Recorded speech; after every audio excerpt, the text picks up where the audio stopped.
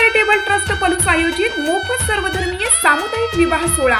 या सोहळ्यामध्ये सर्व जाती धर्मातील मुला मुलींचे लग्न कार्य पूर्णपणे मोफत केले जाते। विवाह मुहूर्त बुधवारी दिनांक 13 मे 2026 रोजी दुपारी 1:15 विवाह स्थळ Shivparvati multipurpose hall, Tasgaon Karad road, Palus, Sandgewadi. नाव नोंदणीसाठी पत्ता Sonai charitable trust, Amlapur road, Palus. अधिक माहितीसाठी स्क्रीनवरील दिलेल्या नंबरवर संपर्क करा।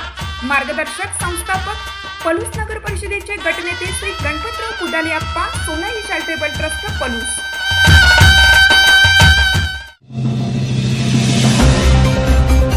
पाण्यासाठी आंधळी येथील शेतकऱ्यांचा सामुदायिक आत्मदहनाचा इशारा। पाण्याअभावी शेती वाळून जात असल्याने शेतकरी आक्रमक। पलूस तालुक्यातल्या आंधळी येथील शेतकऱ्यांनी पाण्यासाठी थेट आत्मदहनाचा इशारा दिला आहे। 1 महिन्यांपासून आंधळीसह 5 गावांना आरफळ योजनेचे पाणी मिळत नसल्याने दक्षिण आरफळ कॅनॉल कोरडा ठाक पडला आहे। परिणामी आंधळी गावासह आसपासची हजारो एकर शेती वाळू लागली आहे। त्यामुळे शेतकरी अडचणीत सापडलाय। शेती वाचवण्यासाठी शेतकऱ्यांकडून पाणी सोडण्याची मागणी वारंवार करण्यात येत आहे, मात्र याकडे दुर्लक्ष होत असल्याने शेतकरी आक्रमक झाले असून शेतकऱ्यांनी थेट आत्मदहनाची भूमिका घेतली आहे।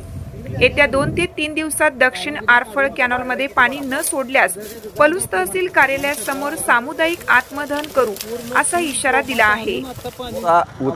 दक्षिण आरफळ कॅनॉलमध्ये दरवर्षी या महिन्यात शेवटच्या पाण्याला दरवर्षी प्रॉब्लेम केला जातो।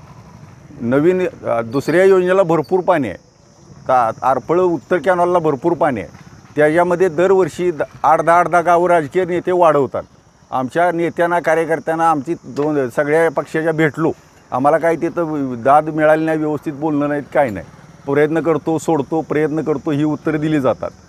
ह्या कॅनॉलला दरवर्षी प्रॉब्लेम असल्यामुळं राज्य सरकारनं किंवा संबंधित खात्याच्या मंत्र्यांनी या कॅनॉलला काय जे असेल ते नियोजन एकदाच करावं।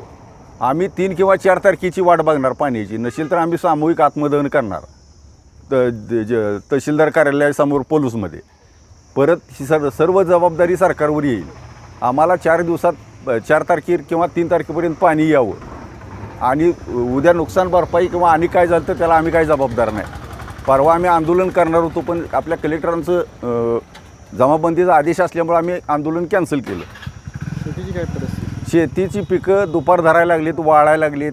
काही ठिकाणी स्वतःची स्कीम आहे, विहीर आहे, त्याचं थोडंसं बरं आहे, म्हणजे कॅनॉलवर आहेत ते टोटली वाळायला लागले। वाडी वस्तीवर पिण्याचं पाणी, जनावरांचं पाण्याला पाणी नाही आणि हे सगळं पर्क्युलेशन कॅनॉलवरच आमच्या होतं आहे गावात। आणि जमीन मुरमाट हलकी आहे, त्यामुळं पाणी तग धरून राहत नाही पाहिजे तसं। पाणी कधी देतो म्हणतात? आता आम्हाला 9 तारीख सांगितली आहे, पण 9 तारीख ही फार लांब होते साहेब। आज 30 तारीख आहे, आपण बघतोय 40-42 टेम्परेचर सगळीकडे चालू आहे। 70-80% वाळलेलीच आहेत पिकं।